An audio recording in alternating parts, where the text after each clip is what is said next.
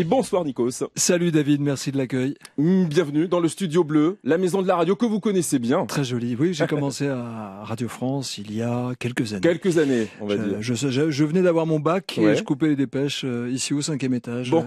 près de la porte F. Vous en gardez un bon souvenir? Oui, j'avais une travée, mais bon, Ouais. j'ai écrit quand même mon destin grâce à Radio France, puisque j'allais dans les cabines le soir Ouais. où il y avait des micros et je m'enregistrais, je m'entraînais à parler devant un micro. Et félicitations depuis. Comme quoi, hein. Quelle carrière, quelle Oui, carrière. et puis en même temps, je regarde et j'ai l'impression que j'ai rien fait, mais je ne le dis pas par fausse modestie. Ouais. J'ai l'impression que voilà, c'est passé. Et c'est pas si loin que ça quand même, c'est vite passé.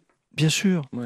bien sûr, dans la tête d'un gamin de 17-18 ans qui arrive là par hasard juste pour avoir un peu d'argent de poche et payer sa chambre de bonne, Ouais. il n'y avait pas d'ambition de faire carrière, ça ne me concernait pas. En quoi un deskman pourrait devenir un jour un personnage télévisuel qui intéresserait, on va dire, les institutions de l'époque? Ouais. Il n'y a aucune logique. Et pourtant, des millions de téléspectateurs qui vous Bien sûr. suivent. Et évidemment, la Starac est de retour, c'est l'événement et on ne pouvait pas passer à côté déjà de ça.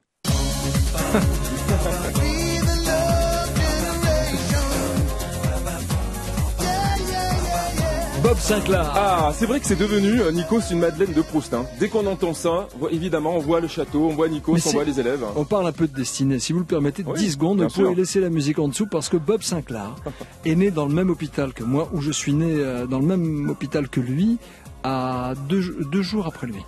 Nos mères sont arrivées ensemble à la clinique des Bleuets à Paris, vraiment, Ouais. en 69, en mai 69. Sauf que la sienne a accouché tout de suite et la mienne est repartie, elle a accouché 2 jours plus tard. Et on l'a su un jour en discutant. C'est vrai. C'est fou, ça s'appelle une synchronicité. On ça. a C'est quand appelé même nos incroyable. mères et finalement on était là dès le premier jour de notre existence. Ouais. Et 54, 55 ans plus tard, on est toujours là Ouais. et on est réunis parce que voilà, le destin a voulu Le destin que- avec, c'est étrange, non? Ouais, c'est vrai. Moi, j'appelle ça une synchronicité, Nikos. Certainement, et des choses. c'est un joli terme. Ouais. France Bleu, la scène culture, David Lantin.